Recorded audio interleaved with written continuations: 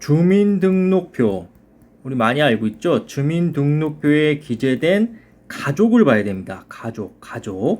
가족이라 하면은 부모, 그 다음에 배우자, 자녀도 포함이 되고요. 당연히죠. 그리고 형제, 자매. 예. 주민등록표에 기재된 부모, 배우자, 자녀, 형제, 자매가 집을 갖고 있으면 다주택자가 되는 겁니다. 이게 무슨 소리냐? 예를 들어서 부모가 한 채 갖고 있고 형제, 자매 중에 형제가 한 채를 갖고 있다. 그러면 1주택자가 아니라 2주택자가 되는 거예요. 2주택자. 또 다른 케이스 한번 볼까요? 다른 케이스. 자녀가 한 채 갖고 있고 배우자가 한 채 갖고 있다. 그러면 역시 2주택자가 되는 겁니다. 형제, 자매가 집을 갖고 있다면 세대 분리를 하는 게 낫고요. 자녀가 집을 갖고 있다. 그러면 세대 분리해도 주택수 산정에 포함되는 경우가 있고 안 되는 경우가 있어요. 자녀를 세대 분리했는데 집을 갖고 있어요. 그러면 어떻게 되느냐? 미성년자. 만 18세 이하를 우리가 미성년자라고 그러죠. 만 18세의 미성년자는 무조건이에요. 예, 무조건 자녀를 세대 분리했고 집을 갖고 있으면 무조건 주택수에 포함합니다. 세대 분리했다고 해서 제외가 되는 게 아니에요. 두 번째는 미혼이면서 30세 미만인 경우. 원칙은 무조건입니다. 예. 자녀를 세대 분리했고 집을 갖고 있는데 미혼이에요. 또 하필 또 30살 미만입니다. 그러면 무조건 주택수에 포함하는 거예요. 그런데 예외가 있어요. 예외. 뭐냐? 미혼이고 30세 미만이에요. 그리고 따로 별도 세대 분리하고 집을 갖고 있어요. 근데 이 사람이 국민기초생활보장법에서 뭘 정했냐? 중위소득을 발표합니다. 중위소득. 예. 중위소득 40% 이상이라면 별도 세대로 판단하겠다는 겁니다. 현재 175만 원이거든요. 그러니까 40% 이상이면 한 달에 70만 원 이상을 번다면 별도 세대로 판단하겠다는 거죠.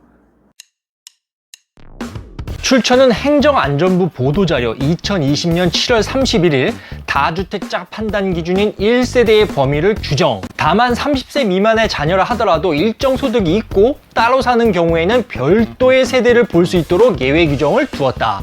국민기초생활보장법 제2조 11호에 따른 기준 중위소득. 그 다음에 이번에는 배우자와 공동 소유하는 경우가 있을 수가 있어요. 세대 내에서 공동 소유하는 경우는 개별 세대원이 아니라 세대가 한 개 주택을 소유하는 것으로 산정한다. 다만 동일 세대가 아닌 자와 지분으로 주택을 소유하는 경우는 각각 1주택을 소유하는 것으로 산정한다. 분양권 입주권의 경우 과거 취득세 판단 시 주택수에 포함되지 않았던 주택 유형이다. 앞으로는 분양권 입주권을 구매했다면 취득세 산정 시 주택수에 포함한다. 여기서 주의할 것은 주택수에 포함하는 것이지 분양권, 입주권 자체에 중과세 취득세를 내란 말은 아니다. 지방세법 시행 이후 신규 취득분부터 적용된다. 정부가 대책을 발표한 7월 10일 이전에 매매계약을 체결한 사실을 입증하면 지방세법 개정안 시행 이후에 취득하더라도 현재 세율을 적용한다. 분양권 및 입주권도 취득세가 중과되나요? 분양권 및 입주권 자체가 취득세 과세 대상은 아닙니다. 추후 분양권 및 입주권을 통해서 실제 주택을 취득하는 시점에 해당 주택에 대한 취득세가 부과되는 거죠. 다만 주택이 준공되기 전이라도 분양권 및 입주권은 주택을 취득하는 것이 예정되어 있으므로 소유 주택 수에는 포함하는 것입니다. 오피스텔도 주택 수에 포함하나요? 재산세 과세 대상에 주택으로 기재되어 주택분 재산세가 과세되고 있는 주거용 오피스텔의 경우 주택수에 포함합니다. 오피스텔 분양권도 주택수에 포함하나요?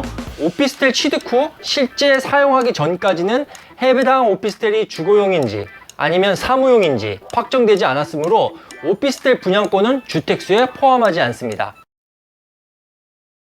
이번에는 취득세율을 한번 볼게요. 지금 어떤 사람이 있다 치고 이 사람이 지금 1주택자예요. 1주택자인데 지금 한 채를 더 살려고 그러죠. 그럼 2주택이 되는 거예요. 근데 그게 조정 대상 지역이다. 그러면 8%가 되는 거고요. 이 사람이 한 채를 살려고 해요. 근데 여기가 비조정 대상 지역이에요. 그러면 1%에서 3%로 이렇게 적용을 받습니다. 그럼 여기가 이제 지금 2주택자인데 이 상황이 또 한 채를 또 살려고 그래요. 근데 그게 조정 대상 지역이야. 그러면 12%. 왜? 3주택이 되는 거니까요. 이 사람이 비조정 대상 지역을 또 한 채를 살려고 그래요. 그럼 3주택자죠? 근데 비조정 대상 지역이에요. 그렇게 되면 8%가 적용되는 겁니다. 만약에 이런 경우도 가능하겠죠. 비조정 지역 현재 여기 2주택자인데 조정 대상 지역으로 간다. 그러면 12%가 적용되는 겁니다. 12%요.